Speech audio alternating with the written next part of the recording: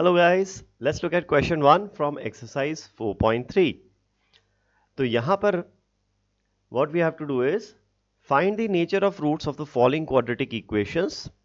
If the real roots exist, find them. ठीक है, तो पहले हम इसका थोड़ा सा थ्योरी देख लेते हैं हमें करना क्या है. तो कोई भी क्वाड्रेटिक इक्वेशन होती है ax square plus bx plus c is equal to 0. तो हमें इसका अगर नेचर ऑफ द रूट्स निकालना होता है तो हम क्या करते हैं, हम देखते हैं डिस्क्रिमिनेंट.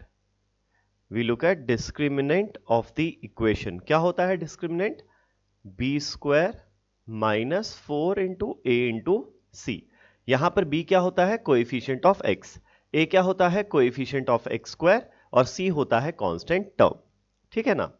तो इफ ये डिस्क्रिमिनेंट को हम डी बोल देते हैं. ये डिस्क्रिमिनेंट फिर से लिख देता हूं मैं थोड़ा सा स्पेस करके.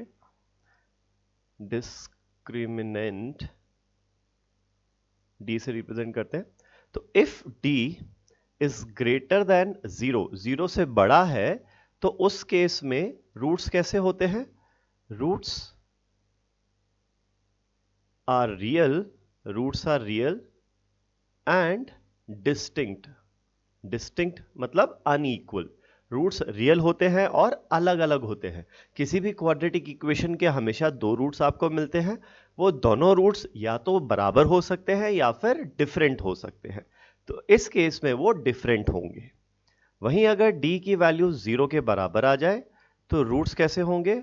रूट्स होंगे रियल एंड इक्वल.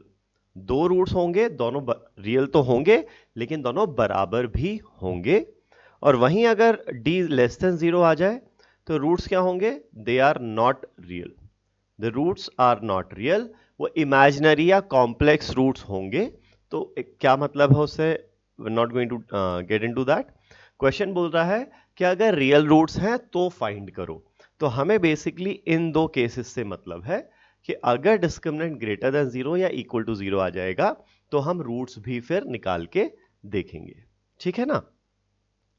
तो अब देखते हैं इस क्वेश्चन का फर्स्ट पार्ट. यहां पर दिया हुआ है 2x square minus 3x plus 5 is 0. इसका हम डिस्क्रिमिनेंट चेक करते हैं. What is the discriminant of this equation? तो d का वैल्यू क्या हो जाएगा? b क्या है यहां पर? माइनस 3 का square, B square minus 4 into A into C. B होता है कोएफिशिएंट ऑफ x, ए होता है कोएफिशिएंट ऑफ x स्क्वायर जो कि है 2 इंटू कॉन्स्टेंट टर्म जो कि है 5 यहां पर. ठीक है. तो ये हो जाएगा माइनस 3 का square 9 minus 4 into 2 is 8, 8 into 5 is 40, 9 minus 40 कितना हो गया? माइनस 31 हो गया. ठीक है. तो यहां पर कौन सी कंडीशन सेटिस्फाई हो रही है? ये वाली कंडीशन सेटिस्फाई हो रही है. d is less than 0. d is less than 0, hence no real root exist. No real root exist. तो कोई अगर रियल रूट है ही नहीं तो फिर रूट निकालने की जरूरत भी नहीं है यहां पर. ठीक है.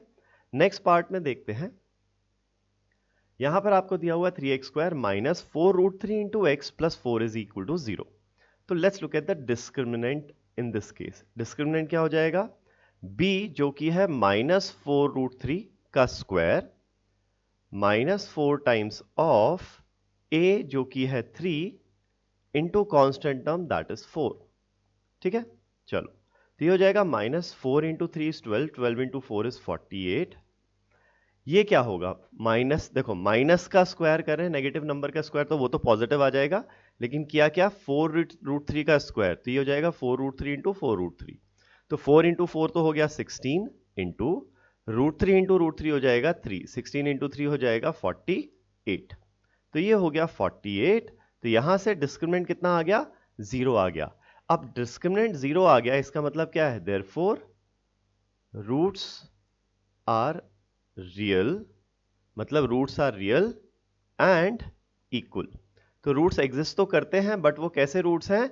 बराबर रूट्स होंगे. द रूट्स कैसे होंगे? बराबर होंगे. ठीक है. तो यहां पर हम रूट्स कैसे निकालते हैं?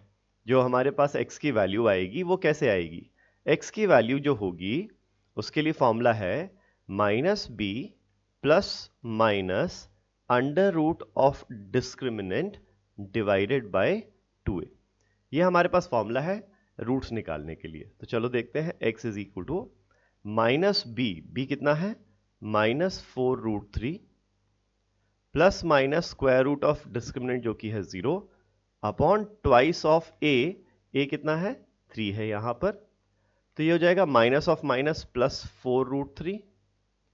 अच्छा, plus minus 0, square root of 0 तो 0 होता है, प्लस माइनस 0 करेगा कोई मतलब नहीं है, डिवाइडेड बाय 2 इंटू 3 हो जाएगा। ठीक है, 4 2 से डिवाइड होगा 2 टाइम्स, तो ये हमारे पास निकल के आता है 2√3 न्यूमरेटर में अपॉन 3।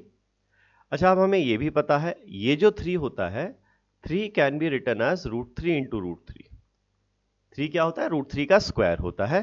तो आई राइट दिस एज 2√3 अपॉन 3 को लिख दिया √3 इंटू √3। तो एक √3 का फैक्टर कैंसिल्स आउट, ये आ जाएगा 2/√3।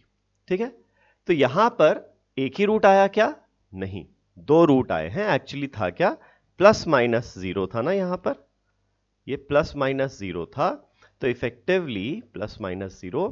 तो एक बार आप करते 2 प्लस 0/√3 और एक बार आप करते 2 माइनस 0/√3। ठीक है, तो ये दोनों इफेक्टिवली सेम ही तो हो गए। तो दो रूट्स हैं, लेकिन वो कैसे हैं, दोनों रूट्स इक्वल रूट्स हैं। ठीक है, नेक्स्ट पार्ट पर चलते हैं। यहां पर आपको दिया हुआ है 2x² minus 3x plus 5 is 0। तो कैलकुलेट करते हैं डिस्क्रिमिनेंट की वैल्यू। डिस्क्रिमिनेंट हो जाएगा b विच इज -3 का square, b² minus 4 times of a जो कि है x² का कोएफिशिएंट 2 इंटू कॉन्स्टेंट टर्म जो कि है 5। ठीक है, चलो, तो सॉरी, ओहो, ये तो फर्स्ट पार्ट ही आ गया, वेट, तो एक्चुअली थर्ड पार्ट चाहिए था। तो लेट्स लुक एट दिस, ये है थर्ड पार्ट फर्स्ट क्वेश्चन का। तो यहां पर हमारे पास डिस्क्रिमिनेंट की वैल्यू क्या होगी, b² यानी -6 का square minus 4 times of a जो कि है 2 इंटू कॉन्स्टेंट टर्म 3। ठीक है, तो -6 का स्क्वायर कितना हो जाएगा, +36 minus 4 into 2 is 8, 8 into 3 is 24, 36 minus 24 हो जाएगा कितना, 12। तो यहां से d की वैल्यू क्या आ रही है, 0 से बड़ी आ रही है। इसका मतलब क्या है, रूट्स आर रियल। सबसे पहली चीज, रूट्स आर रियल एंड कैसे होंगे दोनों रूट्स, बराबर होंगे या अलग होंगे, दे विल बी अनइक्वल। बराबर कब होते, जब d की वैल्यू 0 होती, लेकिन यहां d की वैल्यू 0 से बड़ी है तो बराबर नहीं होंगे।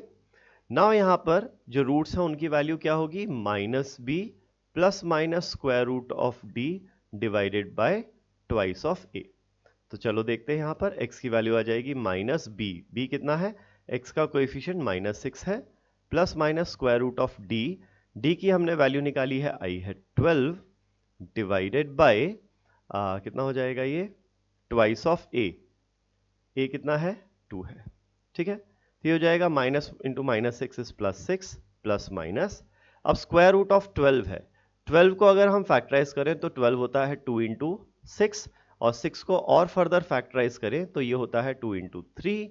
ये 2 और 2 मल्टीप्लाई जो हो रहे हैं ब्रैकेट स्क्वायर रूट के अंदर, ये बाहर आएंगे तो एक सिंगल 2 बचेगा, इंटू √3 एज इट इज रह जाएगा। तो 12 को सिंप्लीफाई करके लिख सकते हैं 2√3 डिवाइडेड बाय 2 इंटू 2।